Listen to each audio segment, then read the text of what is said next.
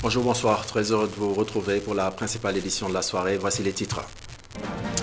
Académie d'escrime et de justice réparatrice. L'infrastructure accueille des jeunes qui ont eu maille à partir avec la justice et leur permet au nouveau départ le principal outil pour y parvenir. Et le sport, l'escrime précisément. Une académie inaugurée ce matin par le garde des Sceaux, ministre de la Justice. Ces précisions à suivre dans cette édition. Pendant ce temps, Maître Ousmane Diagne est interpellé par le syndicat national des travailleurs en éducation spécialisée du ministère de la Justice. Ses membres sont restés plusieurs mois sans percevoir leur prime. Ils étaient en conférence de presse ce matin. Et puis les élèves sont officiellement en vacances. Après 9 mois de concentration sur les études, ils profitent des 3 mois restants pour se divertir, faire le vide dans leur tête. Certains décident justement de se rendre à la plage, mais attention aux plages interdites. À cette période, des parents sont inquiets, mais ont trouvé des alternatives pour ne pas être surpris par une mauvaise nouvelle. Le reportage de Mamoudou Lamine Fati à suivre dans cette édition.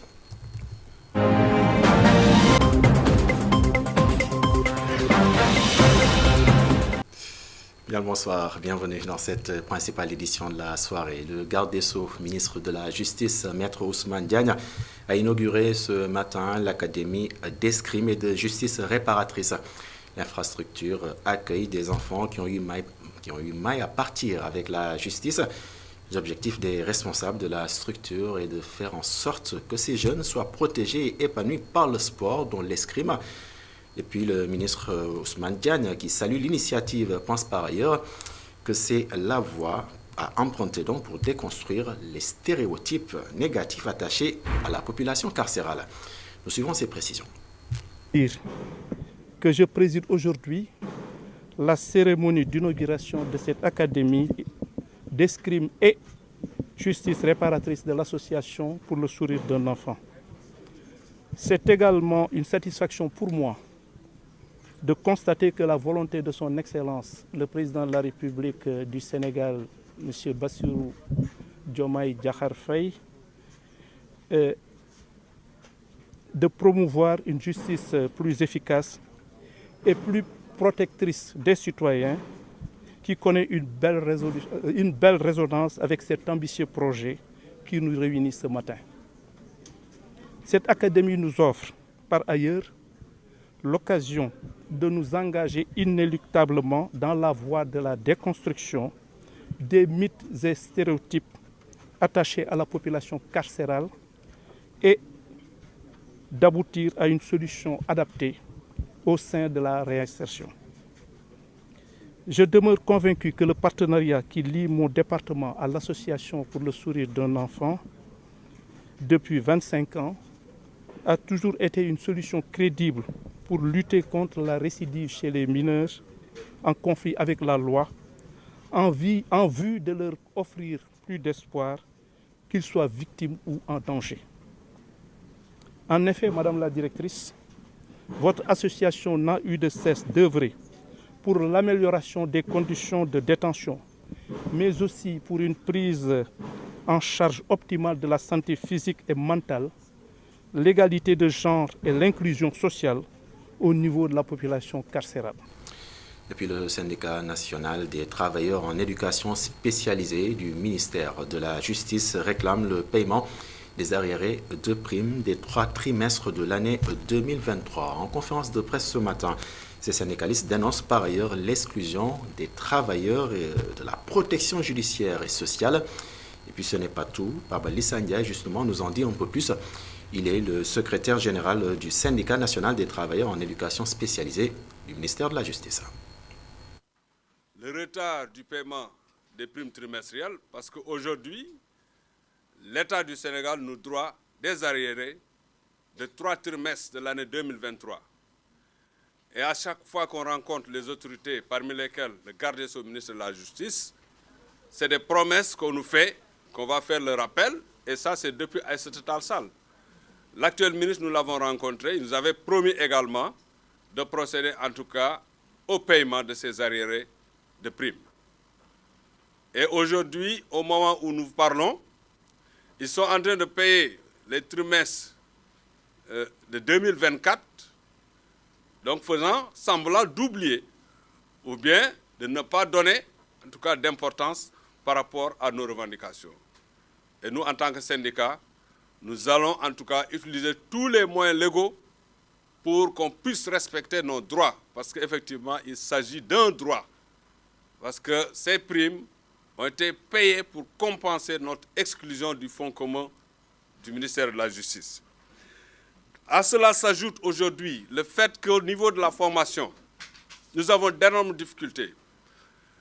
Parce qu'au moment où tous les corps sont recrutés au niveau de la licence, au niveau du centre de formation judiciaire, nous autres éducateurs, nous sommes recrutés à partir du baccalauréat et nous sortons avec la RH B1. Donc nous réclamons aujourd'hui une correction, que le niveau de recrutement soit relevé à la licence et que les éducateurs soient reclassés à la hiérarchie A2.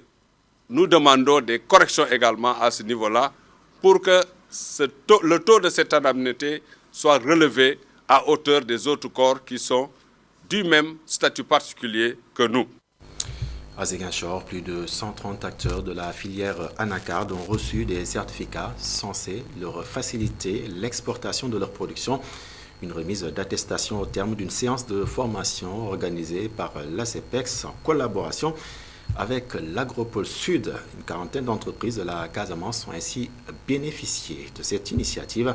Suivant les précisions de Modou Benguei, il est le directeur général de l'ACEPEX et il s'exprime au micro de Hassan Ba. Depuis 2 ans, l'ACEPEX n'est pas présente ici à Ziguinchor pour accompagner les acteurs de la filière anacarde pour l'exportation. Nous avons tenu dès notre nomination, vu compte tenu de l'importance de la filière, à être présents ici à Ziguinchor pour leur faciliter la délivrance du certificat d'origine que l'on appelle la carte d'identité du produit à l'exportation. Et ce certificat d'origine est indispensable pour l'exportation. Je parlais tout à l'heure à notre agent ici présent, M. Jean-Pierre. Il nous a dit que depuis 3 semaines, il a eu à délivrer plus de 130 certificats d'origine.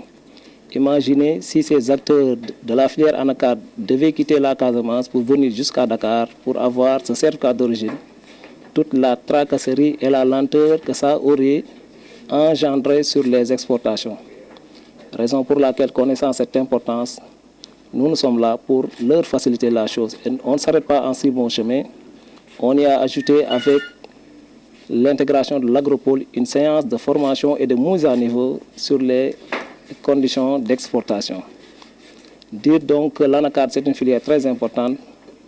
Nous parlons d'un enjeu de plus de 80 milliards de francs CFA. Nous parlons de 148 000 tonnes exportées en 2023. Cela montre à quel point c'est une filière porteuse pour l'économie sénégalaise.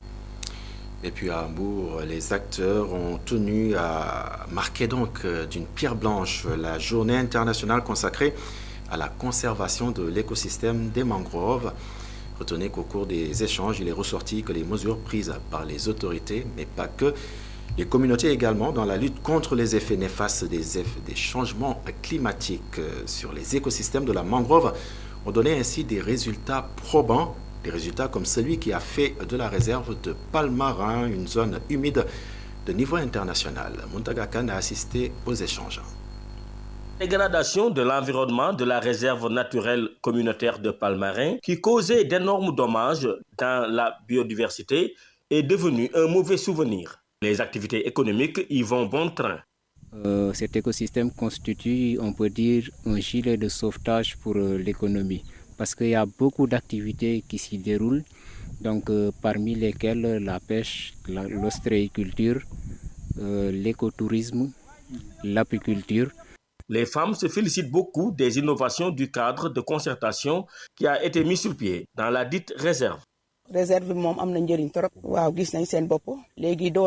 La réserve est très intéressante pour les femmes. La nouvelle méthode du cadre de concertation a beaucoup boosté l'organisation du travail, notamment dans la protection des écosystèmes.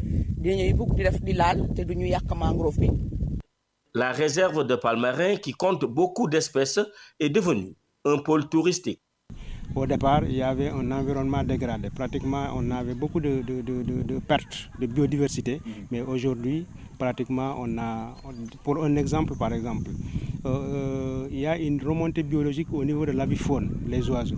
Alors, donc aujourd'hui, Palmarin est devenu un site, une zone humide d'importance internationale. Et ça, c'est parce qu'il y a beaucoup d'oiseaux dans cette zone humide. Donc c'est parce que c'est un aspect qui permet, un des aspects qui permet en tout cas de classer le site comme zone humide d'importance internationale. En collaboration avec l'UCN et la direction des parcs nationaux, les populations ont joué un rôle capital dans la restauration de la mangrove qui constitue un poumon économique et environnemental de grande envergure. Parlons à présent de tout à fait autre chose. Le khalife général des Mourides, Serigne Mountakha Mbacké, a reçu ce matin l'ancien Premier ministre et candidat de la coalition Benno Bokk Yakaar lors de la dernière présidentielle.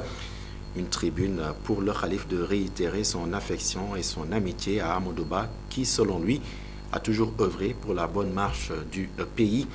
Nous y reviendrons bien naturellement dans nos prochaines éditions.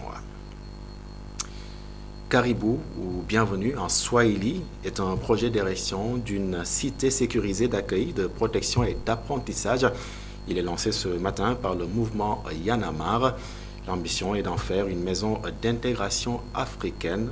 Maimouna Ndiaye, membre du comité de pilotage de la mise en œuvre de ce projet au sein de Y'en a marre, est au micro de Bouddha Ndiaye, suivant ses précisions. Oui, aujourd'hui est une date historique pour l'histoire et la jeunesse du mouvement Y'en a marre.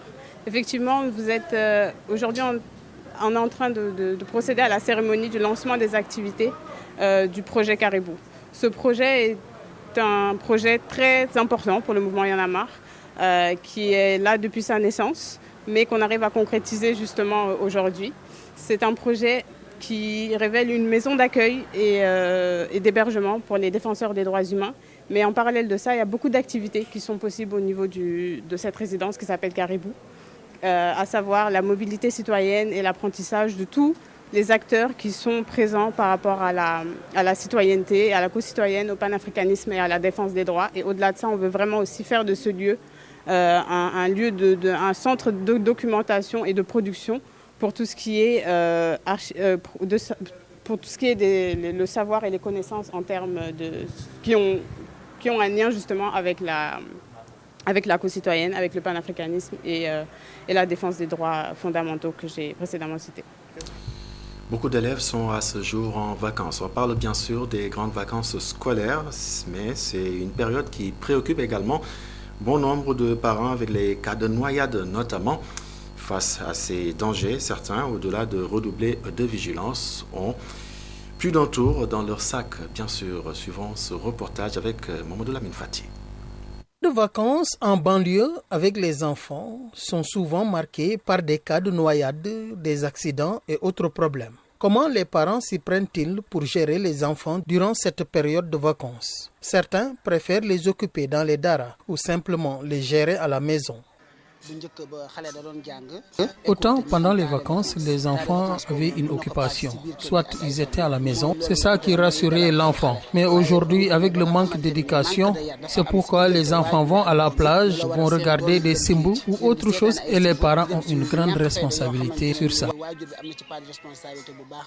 Durant les grandes vacances, beaucoup de parents préfèrent amener les enfants dans les écoles coraniques. Une manière de ne pas les laisser traîner dans la rue. D'autant que les enfants sont dans la rue en train de s'amuser ou faire autre chose, si vous les amenez dans les daras, ils auront le temps d'apprendre. En plus, les samedis et les dimanches, ils peuvent les amener dans les daras, ce qui va les occuper. C'est mieux que de jouer. Actuellement, vraiment, il faudrait revoir l'éducation des enfants. Yamembaï conseille aux parents de redoubler de vigilance et aux enfants d'éviter de fréquenter les plages. Ils occupaient les enfants juste pendant les grandes vacances ou autre chose. Donc c'est mieux de le faire, de les amener dans les daras ou de les occuper. Les parents doivent être vigilants et que les enfants n'aillent pas à la plage. Trouver des activités de vacances pour ces enfants n'est pas une mince affaire. Si certains parents préfèrent amener les enfants au dara ou dans les centres de vacances, d'autres par manque de moyens laissent les enfants dans les quartiers, ce qui les expose à toutes sortes de difficultés.